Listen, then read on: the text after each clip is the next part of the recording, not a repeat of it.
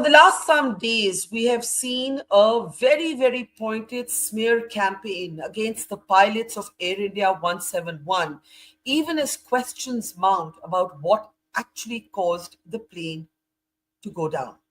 The Wall Street Journal, in fact, took the lead in blaming Captain Sumeet Sabharwal, the commander of the aircraft, for cutting fuel supply to the engines. Now, soft, a US-based Indian engineer has used evidence in two widely circulated articles to demolish the pilot did it narrative, proving conclusively, according to him, that there is neither pilot error nor deliberate pilot action. We'll be speaking to him in a moment from now. I'm Barkha Dutt, you're with the Mojo story. Our focus on the Air India 171 crash and the campaign, the disinformation campaign, many would say, to point fingers without evidence at Captain Sumeet Sabharwal, the commander of the ill-fated aircraft, continues. Pilots and the aviation community, and many Indians indeed, are up in arms, particularly at articles like the one that you see on your screen, the Wall Street Journal, pretty much calling Captain Sabharwal a man with suicide murder mission. Captain Sabharwal has been slandered and smeared, and without any concrete evidence has been blamed for cutting off the fuel control switches based on a rather open-ended preliminary crash investigative report. Now, an engineer based out of the United States of America, Dr. Ranjit John, in two widely circulated articles, really viral articles, has used facts and facts alone to say that he can conclusively show that this was neither pilot error nor any deliberate action by the pilot or the co-pilot of Air India 171. Let's go across now to Dr. Ranjit John, whose articles I'm talking about, literally the most shared articles in the aviation community here in India and in fact across the world. Dr. John is the CEO of Hawkai Data. And even if you're not a tech expert, an aviation expert, I do urge you to read both of these articles. They're on his LinkedIn page. We link to them in the description below, and you'll be able to really understand and read these for yourself. Thank you so much, Dr. John, for doing what you have done. I consider it an act of public service, considering these two pilots no longer alive to defend themselves, the way they have been smeared. And you don't do this emotionally. You use facts to make your argument. And I want to start by actually the central premise of what you establish in your two articles before we get to your specific arguments. You look at what's called the FADEC. Now, a lot of us have heard this term bandied about in the last few days. It stands for Full Authority Digital Engine Controls. And you basically quite simply say, this is like the brain of the aircraft. And the question that you raise is, can the FADEC act on its own without any inputs from the cockpit, from the pilots? And your answer is yes, that the FADEC, in fact, is designed in such a way, in an increasingly automated, computerized aircraft, that it can, in fact, act without any inputs from the cockpit. So before we get into why this is important, do you want to just explain this point? Sure. The FADEC stands for Full Authority Digital Engine Controls, right? Full authority means I am the CEO, right? The guys who are flying, it's not like, when flying a plane today, like this Dreamliner, it's not flying a plane from 20 years back, right? They were electrical, mechanical, pneumatic. Today, it is all fly-by-wire. It's digital controls that are going to the FADEC. FADEC decides, right? Even when you're taking off, doing a takeoff, go around, you are feeding some parameters into the system, but it is FADEC which is validating it, right? So the initial theories which came where, gear wasn't up, flaps weren't set correctly kind of thing. No, these are, very well-designed planes. These simple mistakes, the job of the FADEC is to protect you from pilot errors, right? And so, really today, if you look at the pilots, it's a VP of operations, a SVP of operations sitting in the cockpit. It is a FADEC, which is a CEO, which is driving all this decisioning. And, it is called algorithmic decision making. It is it has got a whole lot of sensors, which gives it input. Even if you feed it wrong temperature values, it will check with the sensors. It figures out, that I am going to base myself on these sensors.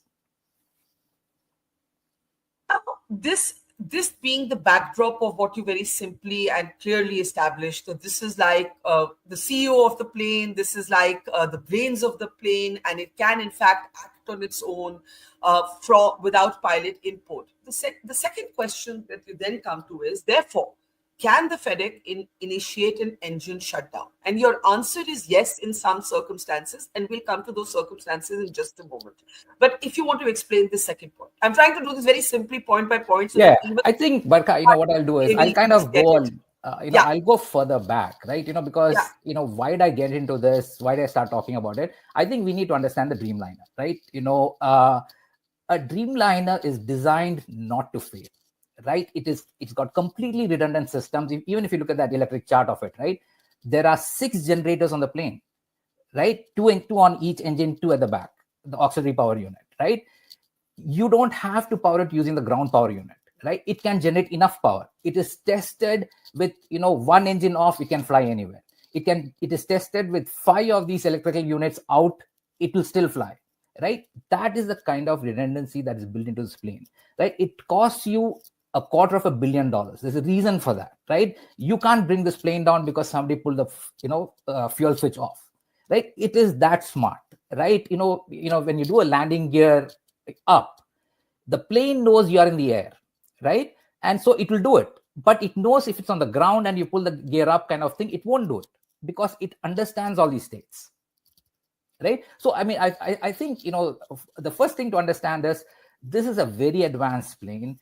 You are paying $250 million to $300 million because of all these kind of things, and the FADEC is completely in control in terms of the wind direction, the air density, the temperature. It has all sensors for all these kind of things. So the simple explanation where say somebody says, hey, let's say electrical glitch happened, it cannot happen. It has enough redundancy built in that it can handle all those things. Now, the second thing that is really important, and I think a lot of people do not know, is that with all of this focus on fuel control switches and the allegation by Wall Street Journal and others that Sumeet Sabharwal, because he was the monitoring pilot and not the one flying the plane, actually manually cut off the fuel control switches from run mode to basically off mode. I'm using layperson's language. One of the things that you point out is that the sensor for the fuel cutoff is not on the switch, but on the valve, right? See, Okay. Yeah, go ahead. Go ahead. See, absolutely. Like if you're a designer, if you're an engineer, right? You never put a sensor on where the action happens. You put the sensor on where the outcome happens, right? Let's say you're in a room, there's a bulb, and you have a switch, and you're in another room, and you want to manage this remotely, where you see if the light is on or off. Right now, if you put the sensor at the switch, and the bulb is fused, it is going to give you wrong input, right? Because you say electricity is going, but the bulb is fused. So you would put the sensor next to the light, right? You put a heat sensor or light sensor, right? But again, this is the decisioning, right? Even the sensor can go bad. So you cannot put one sensor, you have to put 2 sensors. But what if one sensor goes bad? And it's like one is saying no, one is on, one is off. So typically you end up putting 3 sensors, right? So that is how this system is built, because every component, there is enough redundancy. Even if something fails, something will pick it up. Why is it important in the context of the Air India 171 crash that the sensor for the fuel cutoff is not on the switch but on the valve? Because literally all of the allegations against Captain Sumeet Sabharwal have been based on one paraphrased, interpretative cockpit conversation.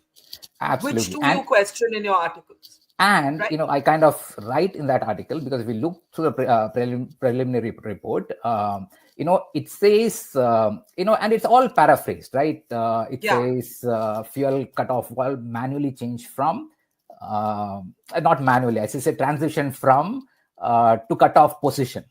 And I said, if a pilot were writing this, yes, that is a metaphor they would use, because they're in the cockpit and that's what they think it is happening, right? But if a digital engineer were writing it, a systems engineer were writing it, somebody would have said the state of the valve transition from open to close, right? And it's a different way of thinking, right? But the thing, I think, we need to go back, I think, to the beginning of, to June 12th. Right, to understand what is going on, because there are 2 things going on, right? One is the investigation of what happened, right?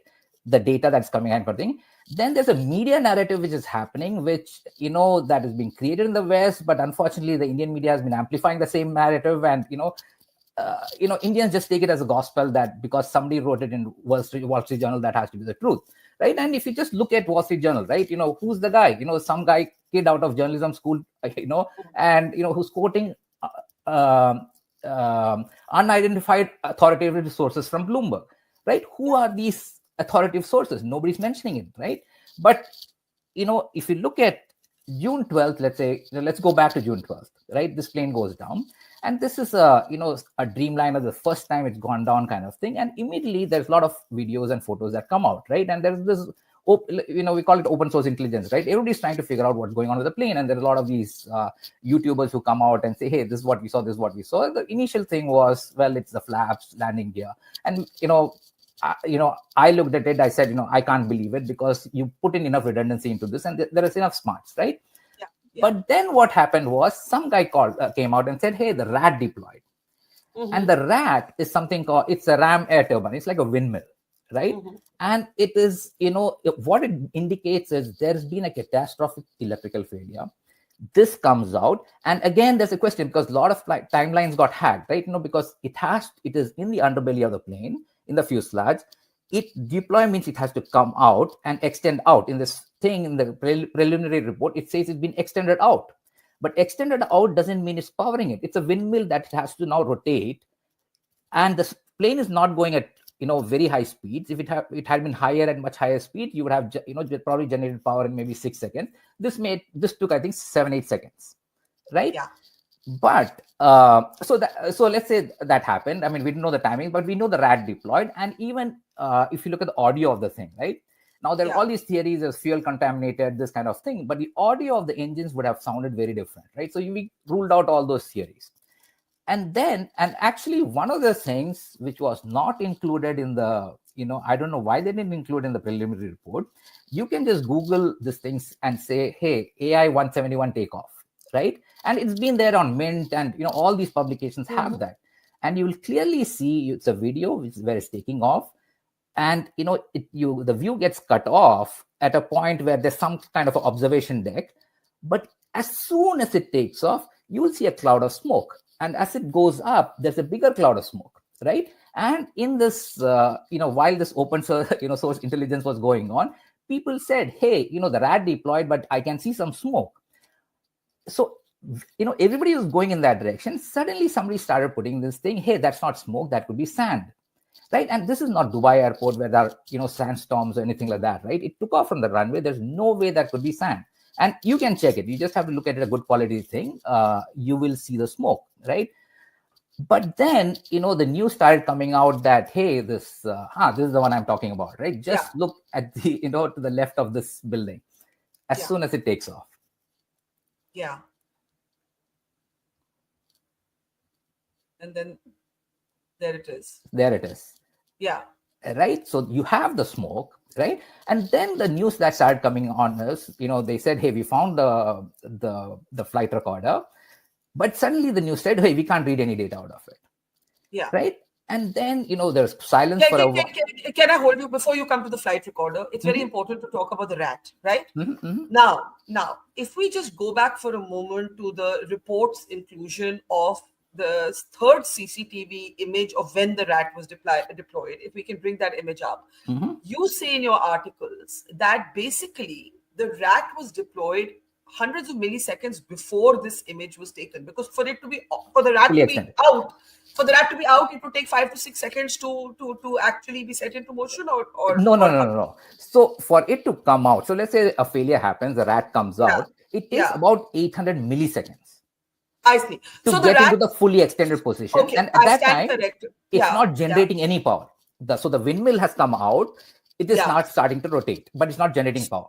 So when I say here, quoting from you, the rat deployed hundreds of milliseconds before this image was taken. Is that correct? That's absolutely correct. Okay. Now the operative part, which is one of the key ways in which you demolish the pilot error theory.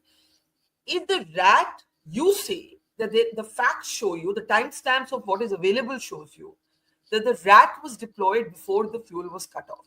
The Western media narrative has been the fuel switches transition from run to cut off, fuel supply stops to the engine, therefore the rat deploys.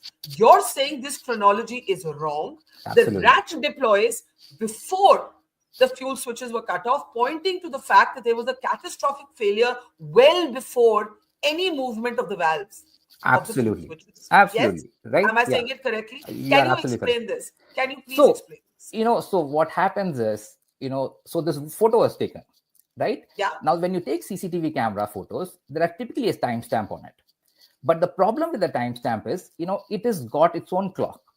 And a lot of times, I don't know if you have a digital clock at home, if the Yeah. power goes up, it resets to 12 o'clock, right? Yeah. So you Yeah. can never believe the time on that CCTV camera. So I think a lot of people complain saying, oh, AIB should have put that, the time on the, but that's a mistake. That's a wrong time, right? It doesn't hold up in court because, the CCTV clock is different from the plane's clock. The plane's clock is the one which is recording the time in the flight data recorder, right? So what you have to do is when you do this temporal, causality, you have to make sure that you are not using the clock of the CCTV camera. You have to use the reference of the plane's clock, right? So that is why what we had to do was we had to triangulate and say what is that in the background. That's a domestic airport, right? It took me a while to figure out. It's Ahmedabad airport is like a L. This is the international airport. This is a domestic airport, right? And because it's this angle, we could figure out. We saw this tower over here to the right. We could figure out exactly where that camera should have been. There's the image from your article. If Absolutely. You want to and so we marked the 39, 40, 41, 42 seconds, and 39 is as soon as it takes off. And looking at the camera direction towards the domestic airport, you can clearly see it is taken between the 39th and 40th second, right? So what we've done is we've transferred the clock time, the actual time, to the reference of the plane's clock.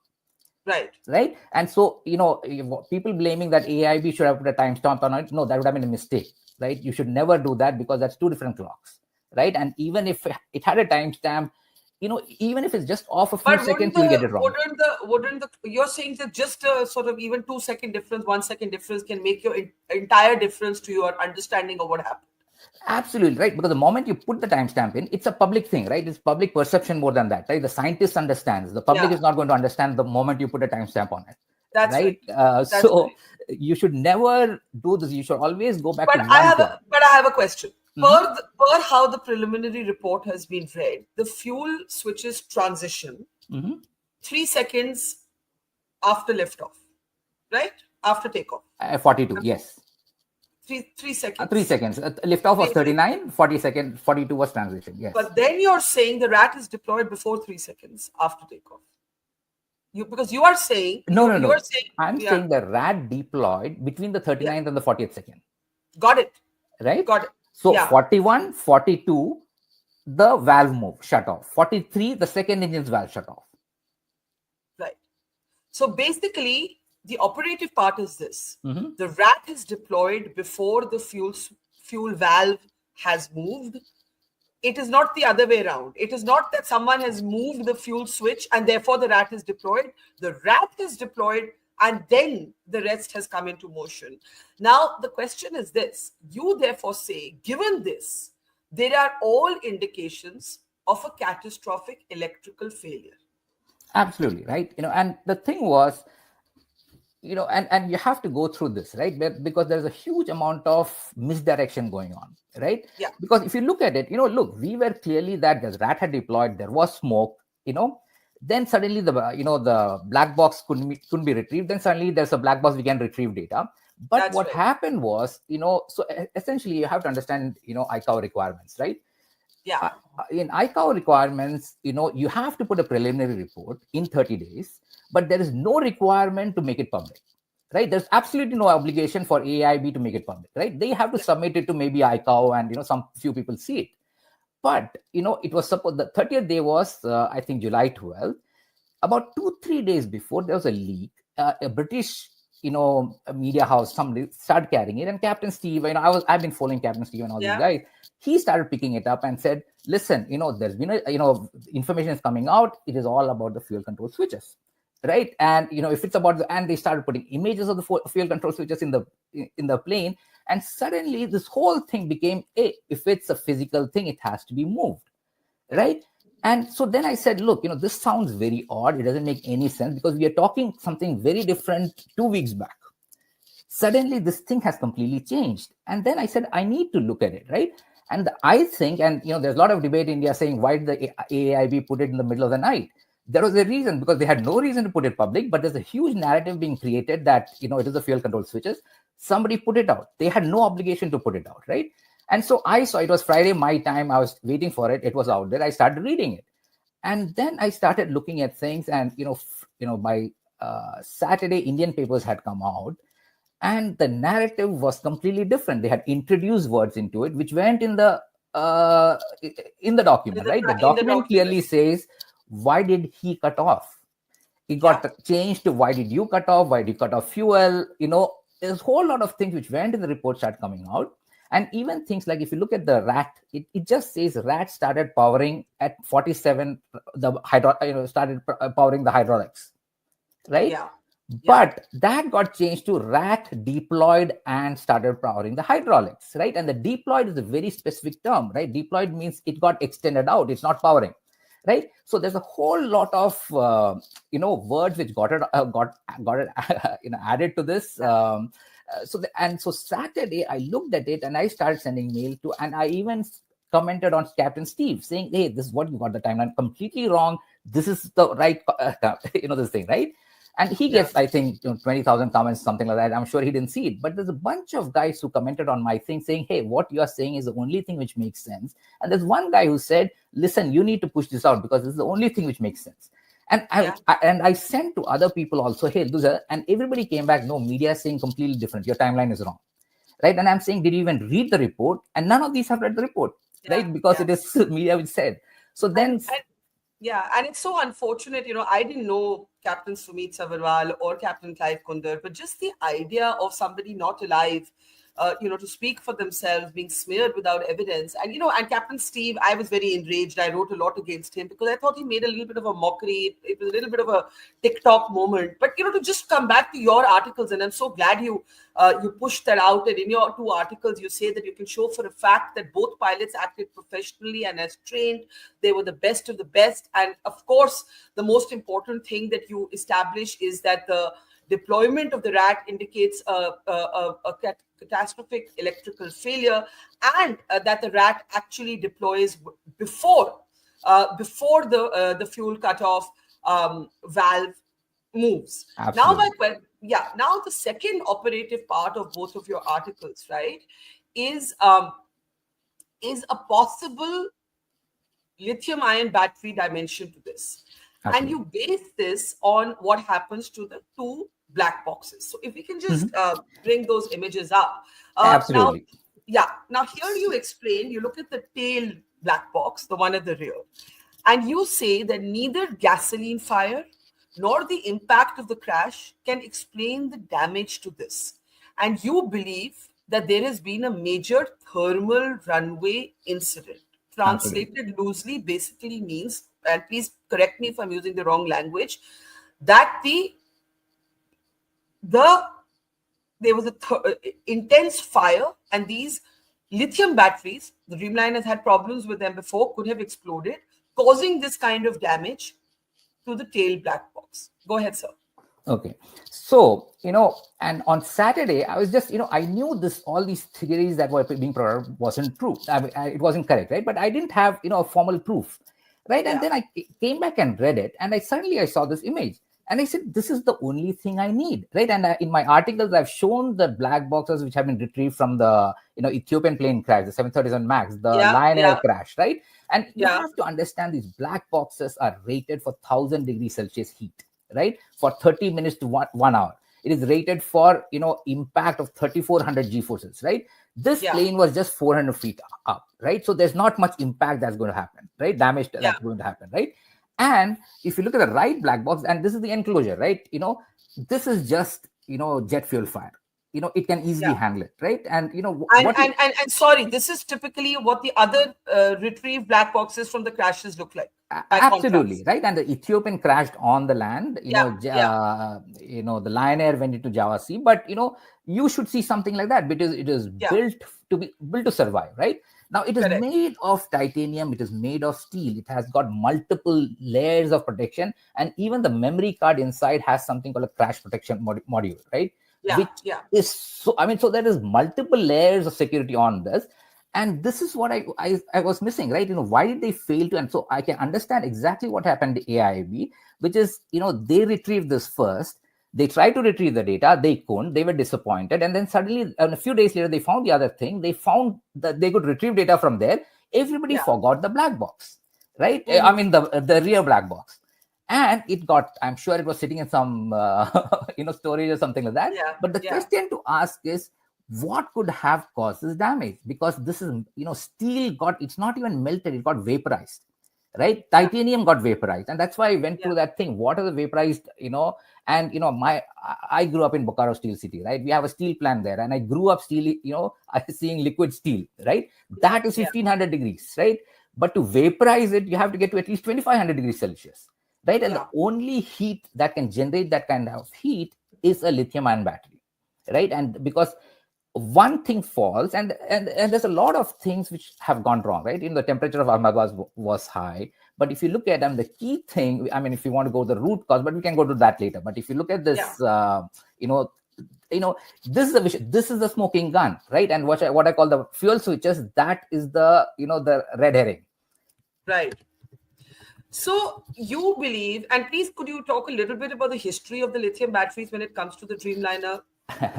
So if you look at it, the Dreamliner was the first thing to install the lithium battery, right? Yeah, yeah, Earlier it was, I mean, you had nickel cadmium and other things, but the problem with the nickel cadmium also all heavier, right? And so when you build these things on planes, you want to get lighter elements, right? And so you can get more energy, faster charging kind of thing, and in a smaller container, right? yeah, And yeah, it's lighter, right? It's got all these advantages, right?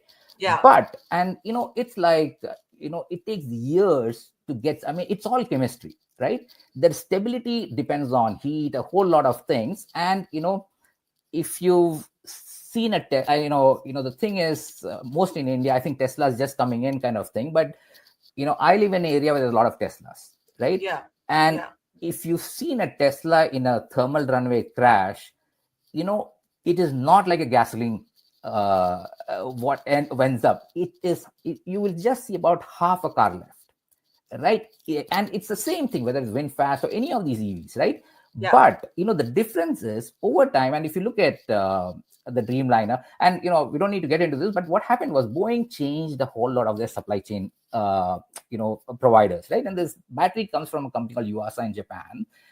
They went through whole things, and they came and modeled this thing, and they said, one failure in maybe 10 million flight hours, something like that. But after all their tests, I think within 200 hours, I think it was the Japan Airlines which saw smoke in the thing, and yeah, another yeah, maybe 2000 hours later kind of thing was another ANA flight, I think. And yeah, then they had to ground the Dreamliners, right? And they did a whole lot of testing on it, and it became a congressional hearing, all these kind of thing. And if you look, I put two references on that, and one is a very good article which talks about this whole thing, written by an engineer. And it talks about this lady called Deborah Hertzman. She was the NTSB chairwoman, one of the top persons in this field. And she clearly outlined saying, look, listen, you have to avoid this, yeah, thermal runaway in the design itself. So you can't put a thing where, that it could cause thermal runaways, right? They did, the Boeing said, look, we have done 200,000 hours of engineering research on it, and we can't figure out how it happens, right? So what they did is they made better venting, stronger, containers and all that kind of thing. And the FAA kind of green lighted it. So there yeah. were some shortcuts taken, but it remained on that. And the thing is that when the thermal runaway happens, neither the container nor it is the heat that is generated is too much, Hmm. right? And the only way you can explain the rear black box in that shape is because a thermal runaway happened. So you actually then say, given these two, three different facts that you connect, you believe that the focus of investigators should be on the APU, the auxiliary power unit, and the lithium ion batteries. Absolutely, right? So the thing is, you have to put in two more data points, right? Yeah, Now, if you look at the preliminary report, the engines were shut off, but it was also restarted. right? And when Yes. it got restarted, engine 1 restarted, engine 2 did not. It kept sputtering, right? And so what happens when you have a car and you keep stuttering, right? Your 12-volt battery is below Yeah. voltage. What it Yeah. means is the generator 2 on the auxiliary power unit had got damaged, so the engine 2 didn't light up, Hmm. right? But you go, I think there's the article you were talking about. The NTSB cites a thermal runway in Boeing 787 battery fire. This is the past reference that you were making to these yeah, that's incidents Japan having airline. happened Yeah, yeah. before. Uh-huh. Yes, yes, Uh-huh. yes, yes. Go ahead. Go ahead. Sorry. Yeah. And and to understand what went on, and there is a and there was a guy on a flight from Delhi to Ahmedabad, the same plane, right? Who put out a video saying, look, it was really hot inside the cabin, I've never been in something like this, kind of thing. And what does that mean? It means one of the APUs is down, because the APU is powering uh, uh, the AC in the cabin, right? And Hmm. it may not be down, but it may have been compromised, right? Hmm. And so when you one of the APUs, the generators is down, it is the jet Yeah. fuel generator. What it Yeah. means is it's going to it's going to use the lithium-ion battery as a backup, Yeah. right? Because everything has a backup. And then Yeah. if the lithium-ion battery, and it's a combination of factors, it was hot, in Ahmedabad, this had APU 2 had compromised the generator on APU, and this lithium battery is being pulled at a, the power is being sucked out at a rate where it's not should have been, right? It Hmm. was not designed for a water kind of thing, right? And Yeah. it was a thermal runaway. And to look at the whole thing, right? Okay, so let's say a thermal runaway happens, but that is not what brought down the plane, right? Because you have Hmm. the whole thing, and the black box clearly says there was a thermal event that happened, and the smoke, Hmm. everything points to that, right? But the question is, why did the engine shut off, right? Because engines are powered, right? So Yeah. when engines are moving, it is generating power, right? So let me come to what you say about this, and then you can Mm-hmm. explain it. So now you say, and please again correct me because I'm like a student here. Mm-hmm. Basically, we believe that there is the generator of the APU may have been compromised. There is some sort of eruption, explosion of the lithium-ion batteries. There is a electrical failure. The rat deploys. Now you come back to the FADEC where we started, and the Absolutely. FADEC, you say, in the absence of getting engine health data, could have initiated a shutdown because See, that's what it's absolutely, built right? to do. So Yeah, when you say, look, you do the ICAO things, right? And ICAO says, yeah, look, let's have a disaster, but let's not never have that similar kind of disaster ever again, right? yeah, What does that yeah. mean, right? So let's say a plane goes down. Let's say the Lion Air went down. People ignored it. People said, hey, it's pilot fault. Then the Ethiopian went down, right? Yeah, yeah, And the Ethiopian stood up and said, no, yeah, we don't want to blame our pilots. We think there's something else. It was a new plane, right? yeah. And so the report went to ICAO, and it got fixed. It was a simple programming error that was built into that into the MCAS, 737 Max. the MCAS. Exactly, Yeah, the yeah, MCAS, right? Now, so any kind of error that happens, and that's why I described the software process, right? The use case comes in, right? And so I go back to the British Midlands crash, where a pilot mistakenly, shuts off the wrong engine. So one engine was damaged. In his panic, he shut off the good engine, and the plane crashed, right? yeah, So what happens is, when this happens, and you have this FADEC, and it knows, and it can respond faster than the pilot, right? So you put in code saying, listen, if I have an engine that's gone down, then I can shut the right engine down. I don't have to wait for pilot input. So this code goes in, right? And it works. Many cases where a pilot thing, it automatically shuts it off, kind of thing, and it balances with everything's great, right?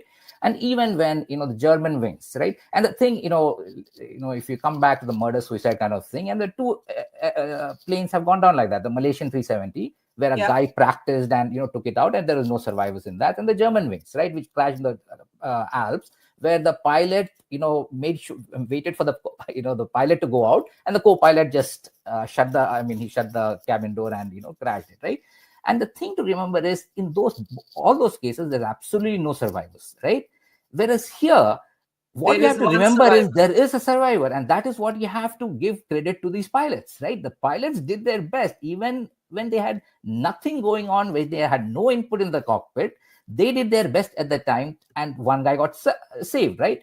But Yeah, so essentially, what happens, even when German wings went down, right? The same thing, right? You have a flight plan. FADEC knows you're completely off the flight plan, right? At that point, it can prompt and say, look, I'm not going to do this till both the pilot and the co-pilot, both authorize me to do this, right? You can put in these checks and these checks get put in, but this is a closed system. Nobody knows about it, right? And that is the problem, right? And this, which we call algorithmic decision making, right? And that is the word we need to start using, where there are a lot of things which are happening in the software that pilots don't know. And it's the same thing if you look at a Tesla is like a computer on wheels, right? Now so right now what is going on in India is like a Tesla, Tesla is coming, Tesla crashes, and you bring in a guy who's driven 100,000 miles on a Maruti Swift, right? And that is the problem. The Maruti Swift guy cannot reason the behavior of a Tesla, right? So the only thing left in this chronology that you have reconstructed is the cockpit conversation, which you believe has been paraphrased in media, where the third person has been changed to, in a sense, the first person, right? Why did he cut off is how the preliminary report no, it was said. He said, why did he cut off? Even I would have said, right? Because the engine cut off. He had no idea what happened. I would respond, say, why did he cut off, right? That's a natural way for me to say. But I think what happened was, when they took this thing, they thought they would have all the clues in the voice cockpit recorder, and the intent was never to make this public. The 30-day was just to give it kind of thing. Somebody did hastily, and it's not a great job, right? Because you'll use abbreviations, acronyms, kind of thing. You give me an index, right? Don't expect me to Google and try to figure out what all these things mean. But so it was hurriedly done. There was no intent to make it public, but because there was a leak and there were being narratives being set up, they put it out. Can I in the end just recap how you explain this to us? You basically start by looking at the chronology to say that the RAT is deployed before the fuel valves, before the fuel control switches move, which means the very chronology being picked up by Western media is wrong, which says that first it's the fuel control switches that are moved and then the RAT deploys. You say this is the other way around. Right? No, even you take that argument, right? You shut all the fuel switch off and you're saying the RAT will deploy. I mean, has Boeing said that will happen, right? Because the fuel switch off is always moved to cut off on land, right? You don't see a RAT deploying, right? Correct. So somebody you can't presume this thing will happen, right? You have to give me evidence to say that, That's right. And the second point that you make is that the nature of the damage to the tail black box, the DFDR, indicates that this is not gasoline or, from the impact, because you can see the DFDRs from other crashes. And this indicates an intense fire, which you suspect is a thermal runway incident, which is basically internal, which is the lithium-ion batteries and not an external fire. Absolutely. All of this means that the FADEC could have stopped receiving data on the engine health, and the FADEC itself could have shut down the engines, and the pilots then work and scramble to retrieve and relight these engines. And we know from the report that one, in fact, relights. No. Let me make it very clear, right? So when the engines are moving, it is generating power. Yes. So the cockpit is prioritized, right? The cockpit, they have no idea what is going on. I see, because the cockpit has power. Cockpit has power because the engine is moving, cockpit has power. They feel everything is okay, right? But if you look at that survivor's account, right? He said, as soon as it took off, I heard a loud bang. I heard flickering, right? What does flickering mean? It's shifted to a backup, right? So, but then what happens is, there's an electrical failure, RAT drops, right? It takes 6-7 seconds to retrieve power on those circuits, right? The cockpit has power, right? Yeah. But in that 6-7 seconds, the FADEC is not getting engine health data, right? So at that time, again, it has to take a decision, right? Again, what I'm saying is a software error, right? Because what you did was, if the FADEC had done no action, what would have happened is, somebody, it would have climbed, the engines are on, it would have climbed, somebody reported saying, hey, there's a loud bang, they would have just circled back and landed. There would have been no problem on this flight, because 787s are built for this. You can have a lithium-ion runway fire, it gets reported, they'll just circle back and land. It is like exactly what Japan Airlines and ANA and all these guys did, right? Yeah, Here what yeah, happened is it took an algorithmic what they call an uncommanded, which the Ethiopian guys call an uncommanded action, right, where it says, and why it takes it, because it thinks that engine is compromised, but it's not compromised, engines are fine, but because that data network which was feeding me this data from the sensor yeah, saying engine health is good, it is a programming mistake which says, oh, I'm not hearing data, which means the engine must be bad. Let me shut this down, right? And there's a FADEC instance for engine one, there's a FADEC instance for engine two. Each is taking this independently, right? Now, yeah, they take this independently, I shut it down, right? But yeah. then about 7 seconds later, at 47, the rat restores power, right? So when it restores power, the data network connects and it starts getting engine health data. And they say, engine say, I'm fine. So FedEx says, So, okay, so then, in your opinion, the fuel control switches were never moved physically at all, never, basically. never, never. That's why I said you have to talk about the valve, because Yeah, sensors, if you are a Boeing engineer, and they are very good Boeing engineers. If you're designing these systems and you're charging me 250 million for a plane, you will never put it on the switch. You will put, and the reason things have changed is because FedEx also can do everything that a pilot can do, right? In fact, the FedEx can do more in terms of, because any input that you go through a FedEx, the FedEx first validates it, so it will yeah. not let you make simple mistakes at all. Yeah, this is very, very clear and very easy to understand. And like I said, it's an act of public service, I believe, at this time, Dr. John. I want to, in the end, just look a little bit about what you urge the investigators to do. You say Mhm. borrow something from how the Ethiopian regulators responded, No, that right? was more of, An look, emotional, yeah, an no, emotional no, no, feeling. no, Yeah. not even an emotional thing. I mean, look, India, between Air India and Indigo, is buying hundreds of planes, right? You Yes. have the cards, right? The cards are with you. It is not with Boeing Yeah. or it's not with Airbus, right? That is Yes. number one Yes. thing that you have to understand.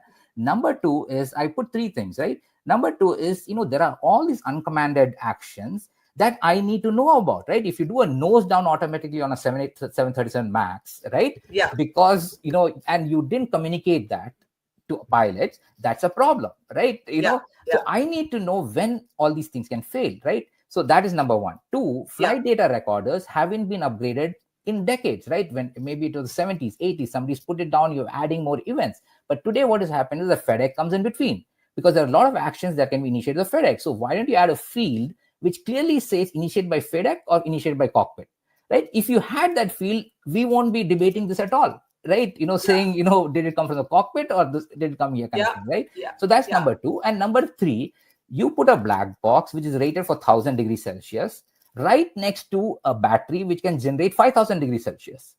And Mhm. that is a completely wrong design, right? You cannot, and just because you enclose in more steel, it is not going to block off that 5000 degrees Celsius, right? So there are a lot of things that the AIB can, this is an opportunity for AIB. They need to come out and make a very, very strong statement saying, look, the facts are that this is your smoking gun, the black box, right? Yeah. And I had to be very careful because, that Friday, it was Saturday, I knew in my head this was that kind of thing.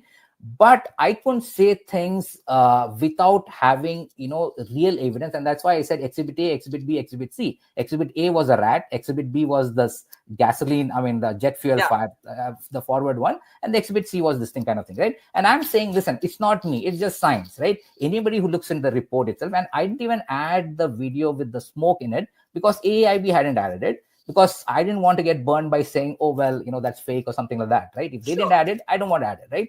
But, I am just saying, look at these three things, you will come to the, your thing. And Exhibit C, which is the black box, that is your smoking gun. The flight switches are a red herring. Ignore it. It is a distraction that is being created by the West. Avoid, don't look towards that, because there's a lot of money going into, creating those narratives. I think this is literally the bottom line. The fuel control switches conversation is the smoke Smoke. is the red herring, and the smoking gun is the real black box in particular, which shows all evidence of an internal lithium-ion Lithium-ion. fire, a thermal Thermal runway incident. And the second important point is that the RAT is deployed before there has been any Absolutely. transition of the fuel control valves.